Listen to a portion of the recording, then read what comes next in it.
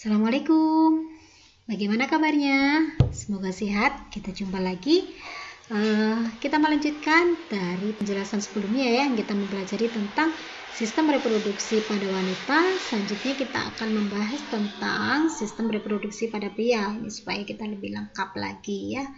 Oke, seperti kita bahas sebelumnya, saya langsung fokus saja bahwa pada sistem reproduksi maskulina ini juga terbagi menjadi dua, ada eksterna yaitu ada penis dan skrotum, kemudian pada interna ada testis, kemudian ada epididymis, saluran keluar testis, kemudian ada kelenjar aksesorius. Oke, kita coba masuk seperti ini ya penampakan sistem reproduksi pada pria atau maskulina. Oke, kita kupas dulu. Genitalia maskulina ada eksterna, ya, ada penis dan skrotum. Kemudian interna ada testis, epididymis, saluran keluar testis, dan kelenjar aksesorius. Oke, kalau kita lakukan sisi secara transversal, ya, penampakannya akan seperti ini pada sistem reproduksi pada maskulina, ya. Oke, strukturnya seperti ini, anatominya, ya. Nih kalau kita lihat ya, jadi bagian-bagiannya, detailnya ini ya, sistem reproduksi pada laki-laki. Bagian eksternal, nih ada penis, kemudian ada skrotum, kemudian ini yang bagian interna ya, interna bagian dalam. Nah, kita bahas dulu satu-satu dari yang eksternal yaitu penis. Ini sebagai organ kopulasi ya. Penis ini dia analog dengan klitoris pada perempuan. Nah, ini terdiri dari apa? Yang menyusun dari penis ini ada jaringan otot, kemudian ada jaringan mohon maaf ya, ada spons yang lembut, kemudian banyak pembuluh darah di sananya dan juga ada persyarafan. Oke. Ya. Kemudian ini juga terdiri dari beberapa bagian ya. Untuk penis itu ada glans ya, kemudian ada batang atau disebut sebagai korpus ya, kemudian ada pangkal, penis disebut korona, dan di ujung sini ada lubang uretra yang berfungsi sebagai saluran keluar dari sperma dan juga urin ya. Kemudian ada akar, ini yang menempel di bagian abdomen atau perut. Oke, kemudian kita kupas lagi untuk yang korpus atau badan dari penis ini ya. Kalau kita kupas lagi, ini terdiri dari 3 lapisan, silindir dan erektril, di mana ini isinya ada 2 corpus cavernosa ya. Ada corpus cavernosa dan ada corpus spongiosum. Nah, di sini nih ya. Jadi ini yang cavernosa itu ada 2. Ini, kemudian yang satu adalah spongiosum. Nah, ini yang fungsinya nanti untuk yang uretra ini. Corpora berakhir pada bagian distal gland penis. Dia sifatnya sensitif dan licin.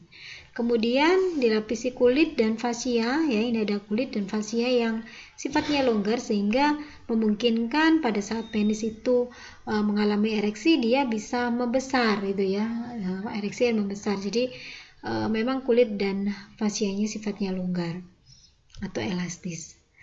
Kemudian kita ke gland penis ya, ujung penis yang gland penis merupakan ujung penis yang membesar, mengandung banyak ujung syaraf. Kemudian terdapat meatus uretra atau lubang uretra pada ujungnya. Kemudian ada prepusium atau kulit luar yang membungkus gland penis. Nah, prepusium ini yang nantinya pada orang muslim yang digunakan atau yang dipotong pada saat proses khitan. Oke ya.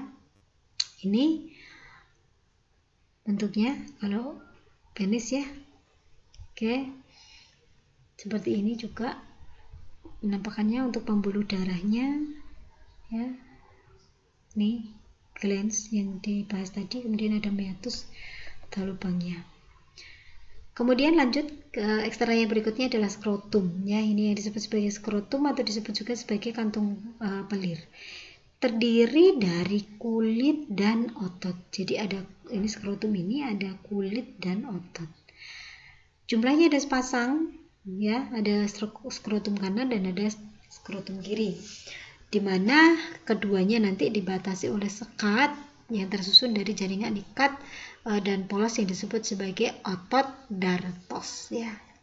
Yang membatasi skrotum kanan dan kiri itu adalah otot dartos. Oke.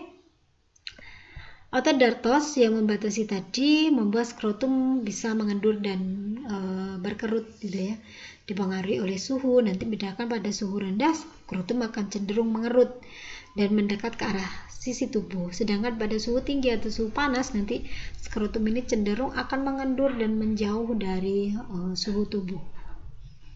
Oke, kemudian kita lanjut ke testis ya. Testis ini ada di dalam skrotum, merupakan jaringan kelenjar kelamin jantan dan berjumlah sepasang ya, makanya disebut sebagai testis, artinya jamak, ada 2. Tadi saya sampaikan ada di dalam skrotum, berfungsi untuk menjaga suhu testis tetap stabil. Jadi meskipun ya tadi kenapa dia bisa mengerut kemudian bisa longgar ya, ini dalam rangka untuk menjaga supaya suhu testis itu tidak terpengaruh oleh suhu luar. Fungsinya agar proses spermatogenesis tetap terjaga ya, jadi kualitas spermanya akan tetap bagus. Ini fungsi dari ini ya, fungsi dari testisnya. Testis dibungkus oleh skrotum, kemudian fungsinya sebagai alat untuk memproduksi sperma dan merupakan kelenjar kelamin penghasil hormon testosteron ya, selain sperma. Selanjutnya kita masuk ke organ reproduksi interna ya. Interna ada epididymis. Ini penampakan dari epididymis. Ini merupakan saluran panjang yang berkelok keluar dari testis. Jadi testis tadi ada saluran yang keluar, kemudian disebut sebagai epididymis dengan panjang sekitar 6 cm. Epididymis mirip huruf C ya, huruf C. Fungsinya untuk menyimpan sementara dan mematangkan sperma. Jadi sperma yang sudah diproduksi di testis tadi dia akan dikeluarkan ya, menuju epididymis untuk selanjutnya nanti ke ini vas deferens ya. Jadi ibaratnya tempat transit lah ya untuk epididymis ini. Kemudian selama perjalanan sperma akan menjadi lebih motil ya dan memiliki kemampuan untuk membuai. Oke, kita lanjut ke vas deferens.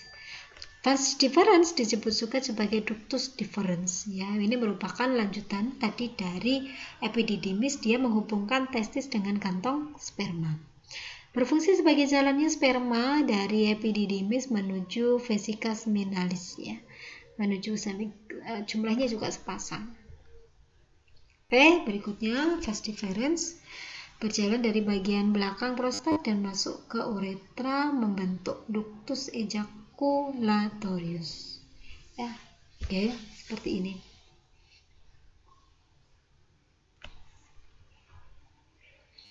Ya, saluran ejakulasi merupakan saluran pendek yang menghubungkan antara kantong semen dengan uretra. Fungsinya untuk mengeluarkan sperma agar masuk ke dalam uretra ya, jadi supaya spermanya masuk ke dalam uretra. Nah, uretra sendiri adalah saluran yang punya 2 fungsi. Dia bisa mengeluarkan sperma juga sebagai jalan keluar dari urin. Ya. Organ tambahan pada laki-laki disebut sebagai vesica seminalis ya. Vesica seminalis itu disebut juga sebagai kantong semen. Tadi bisa digunakan sebagai tempat penampungan dari sperma. Bentuknya seperti lekukan ya. Seperti ini. Ya. Kemudian berada di belakang kandung kemih. Ini bisa menghasilkan cairan lendir yang mengandung fruktosa, asam askorbat, asam amino yang berfungsi sebagai sumber makanan dan pelindung sperma sebelum membuahi ovum ya. Oke.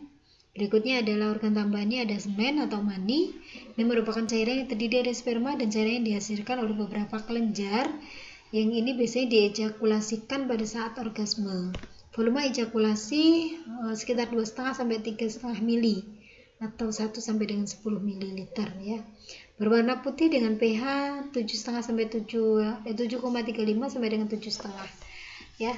Jadi ada unsur-unsur supaya sperma itu kemudian tetap motil, bisa bertahan pada saat bertemu dengan cairan asam dari vagina. Kemudian berikutnya adalah kelenjar prostat ya, ini di bawah kandung kemih. Jadi tempatnya di sini di bawah kandung kemih. Pertemuan antara uretra dengan vas deferens. Ini merupakan terdiri dari cairan basah berwarna putih susu ya, yang sifatnya bisa menetralkan sifat asam pada vas eferen, dan ini fungsinya juga nanti sperma dapat bergerak aktif pada saat bertemu dengan cairan vagina ya. Oke. Berikutnya seperti ini kelenjar prostat ya. Namanya kelenjar prostat di sini nih. Oke, ini prostat ya. Jadi di belakang kandung kemih, di belakangnya bladder. Nah ini lebih nampak. Oke, kemudian organ tambahan berikutnya adalah kelenjar Koperi atau bulbo uretralis. Jumlahnya sepasang, terletak di sepanjang uretra, di belakang kelenjar prostat tadi. Kemudian carian kelenjar ini kental dan disekresikan sebelum penis mengeluarkan sperma dan semen. Fungsinya menghasilkan sekret untuk memberikan nutrisi dan mempermudah gerakan dari sperma. Oke, ini kalau kita lihat bentuk dari panggul ya pada laki-laki dan perempuan. Oke, ini hormon reproduksi pada laki-laki dan perempuan ya, yang kita lihat pada pria dan wanita ini hampir sama, yang contohnya untuk FSH, kemudian LH ya. Kemudian yang membedakan adalah laki-laki ada estrogen, kemudian yang perempuan ada ada testosteron. Kalau wanita ada estrogen, progesteron, oksitosin, dan prolaktin. Oke ya, seperti ini untuk hormonnya. Oke, terima kasih, itu yang bisa saya sampaikan, semoga bermanfaat. Kita akhiri, wabillahi taufiq wal hidayah. Assalamualaikum warahmatullahi wabarakatuh.